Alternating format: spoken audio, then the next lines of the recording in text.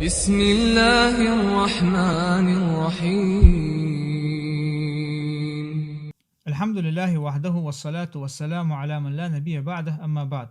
Всевышний Аллах Азза ва Джаль в Коране, в суре Аль-Анфаль, после того, как указал на то, что те люди, которые уверовали в Аллаха, совершили переселение и сражались на пути Аллаха своим имуществом и душами, то и те, которые приняли сподвижников, приняли мухаджиров, помогали им, и то, что они являются друг другу друзьями и помощниками, Всевышний Аллах говорит: «Валладзина аману валям юхаджиру ма лакум мин валаятихим мин шайин хатта юхаджиру.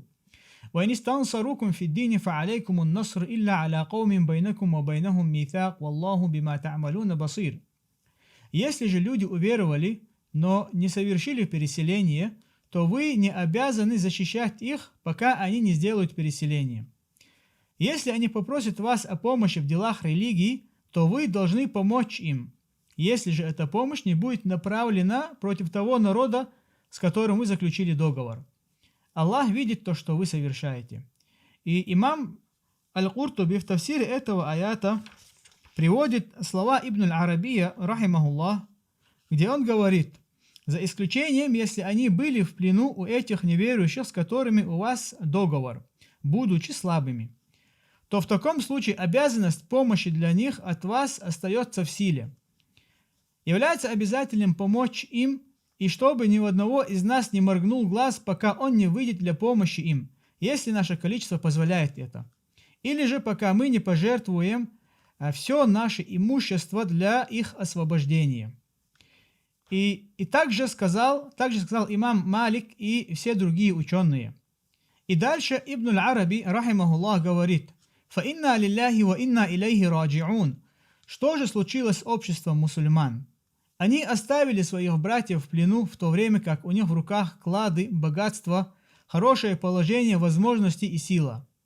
И действительно, что бы сказали бы наши праведные предшественники, если увидели бы наше положение, если увидели бы наше сегодняшнее положение, когда тюрьмы и лагеря врагов Аллаха заполнены не только братьями, но и сестрами с малолетними детьми, у которых нет нормальной еды и питья.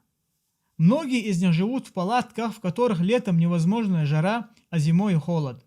А положение тех сестер, которые в тюрьмах, особенно сестер, которые в тюрьмах, у них такое положение, что они, наверное, пожелали бы быть в этих палатках. И большинство из них болеют из-за того, что им не оказывается медицинская помощь. И действительно, лишь малая часть верующих людей стараются помочь им тем, чем они могут. А многие мусульмане, многие богатые мусульмане, то есть за исключением тех, кого помиловал Аллах, они даже не интересуются их положением. Им даже не интересно. Некоторые даже не знают, что есть сестры этой уммы, которые находятся в этом положении. А ведь тем, у которых есть имущество, те, которые имеют имущество, для них же не составляет большого труда даже помочь братьям, которые находятся в заключении, которым дали большие сроки, то есть посодействовать там, чтобы им скосили срок. Или также сестры, которые находятся в этих лагерях, чтобы вытащить их, отдать за них выкуп, или хотя бы помочь им материально. Но многие даже не интересуются их положением. Аллах, это большая беда в этой умме. Большая беда, когда те люди, которые считают себя мусульманами из этой уммы, они находятся в беспечности по отношению друг к другу, находятся в беспечности по отношению к своим слабым братьям и сестрам. Поэтому, наверное, пророк, саллаллаху алейхи вассалям, именно поэтому, наверное, он сказал то, что он увидел рай, и большинство обитателей рая были бедные люди. Аллах, Всевышний Аллах Азза ва Джаль у нас просит в судный день: что мы сделали для освобождения наших братьев и сестер? Что мы потратили на пути их освобождения? И не забывайте: «Сумма ла тус'алунна яума идин анин наим». В тот день вы будете спрошены о благах. Будете спрошены о благах, которые дал вам Аллах Азза ва Джаль, как вы их расходовали. وصلى الله وسلم على نبينا محمد والحمد لله رب العالمين.